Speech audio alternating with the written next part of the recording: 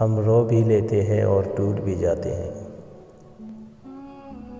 پر اللہ ہمیشہ ہمیں جوڑ دیتا ہے۔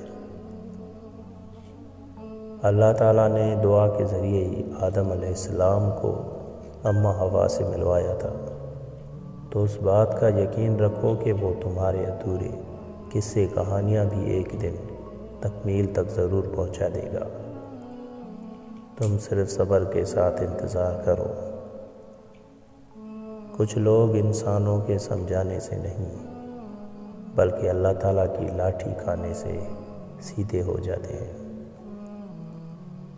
دنیا کی ساری کتابیں مل کر بھی انسان کو نہیں بدل سکتی، لیکن قرآن پاک وہ واحد کتاب ہے جس کو پڑھنے سے انسان کی زندگی خود بخود بدل جاتی ہے۔ دعا مانگا کرو، کیونکہ دعا ہی تو ہے جو اللہ تعالیٰ سے انسان کا تعلق مضبوط کرتی ہے۔ اس دنیا میں ماں باپ سے زیادہ مخلص دوست انسان کا کوئی نہیں۔